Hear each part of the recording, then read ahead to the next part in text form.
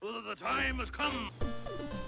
Salutations all, I'm Jockey, I'm here with Mimi of course, and the time has come to play Yoshi on NES. And by the time I'm uploading this is my birthday, and I wanted to play one of my favorite puzzle games, probably my actually favorite puzzle game there ever is. So, Yoshi, of course, is another Mario puzzle game on NES. There's a lot of these, but we're just going to be going as we normally do. It's got 3 musical choices, which is not bad. And the way Yoshi works is we play as Mario down there, and these things are falling down, and we just gotta match them with the things falling down on top of them, like so. And the one last mechanic is that there are occasionally egg bottoms and egg tops, and if you combine an egg bottom with an egg top, they create a baby Yoshi, and that's how you were made. But yeah, it's one of my favorite puzzle games just because of how simple it is and how much fun I can have with it. Like, here's an example of how we make an egg combine, and we can actually put things on top of the egg bottom so that when the egg top comes on top of it, it will be a much bigger combination and it'll give us a lot more points. The Yoshi will also be different, actually. In fact, I'm going to try and build this egg up as much as I can now. So I'm going to avoid these egg tops. The egg tops don't do anything if they aren't placed on top of an egg bottom. We're just going to keep building this up.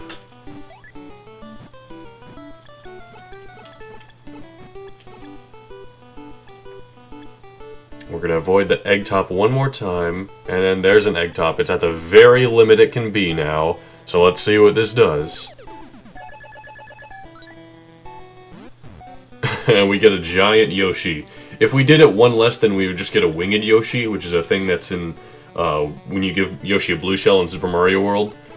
I suppose it's a bit weird that I'm suddenly tackling a Yoshi-related thing, considering we haven't played the game where he was conceived, which is Super Mario World. But at the same time, puzzle games, I don't really care about what order we do them in. They're puzzle games, they're fun. That's about it. For some reason, I can never remember what Type A and Type B's differences are. I know one of them goes on forever. I'm pretty sure this is the one that goes on forever, so we're just gonna see how long we can last. And the other type is simply we start out with some and we have to clear the board. Oh, we got another big Yoshi here.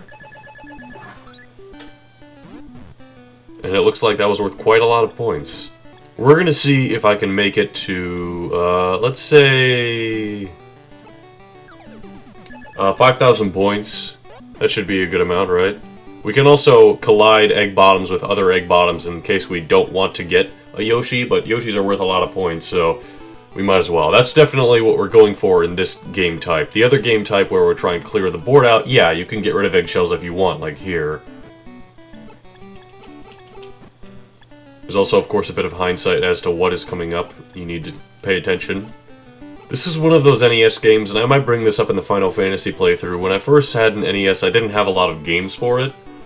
I brought up my story of Castlevania and how I got that, but I didn't have too many NES games, and I still honestly don't. Just because there's so many other ways to play NES games now, aside from using an expensive and easily breakable cartridge. Well, then again, they are pretty compact. But anyway, this is one of the few NES games I actually owned back then. So of course I played a lot of it, and I came to really enjoy it. I believe I got this game actually at a half-price books, which is weird. I don't normally get games from there.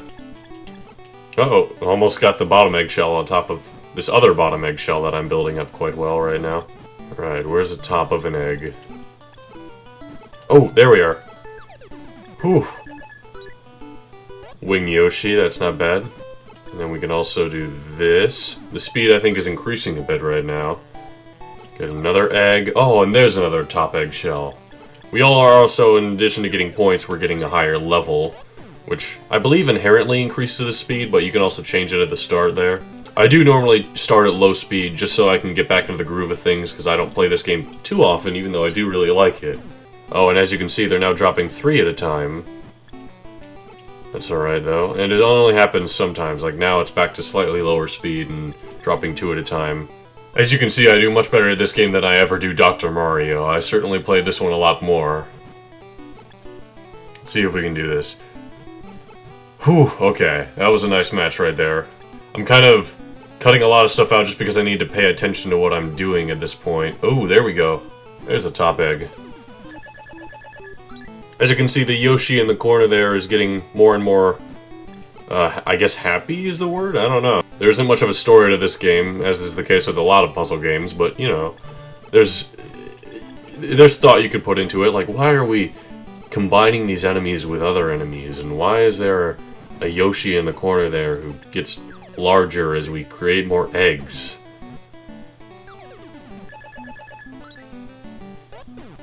Oh, just 200 more points to go, we're getting there. 150, okay. And there we are with that Yoshi. We made it to 5,000, so I'm just going to let them fill up now, see if we can make it to level 9 maybe, actually, before it all fills up. Nope, that's the end of it there. But yeah, that's how it all fills up, and we get rated at the end here. I think the best I've done, because they give you like a certain enemy and a certain rating down there, whether it's very good. The last time I remember I played this, I got excellent, and it was bombs. I don't remember how good that is overall. I'm not sure. And of course your score is measured there. There's 2-player modes, which is competitive, just like most puzzle games. And then mode B, as I was explaining, most of the stuff's pretty standard. It's your basic puzzle game. It features Yoshi. It's a lot of fun, and you can get used to it in a good amount of time. It doesn't take a big learning curve like I would say Wario's Woods does, but still, I definitely recommend this if you're a fan of puzzle games and Mario puzzle games. If you own an NES, it's on the NES Switch collection, which is surprising considering this came out in 92, I believe, 91, something like that. Anyway, I have to get back to Super Mario Bros. 3, so I'll see you guys some other time.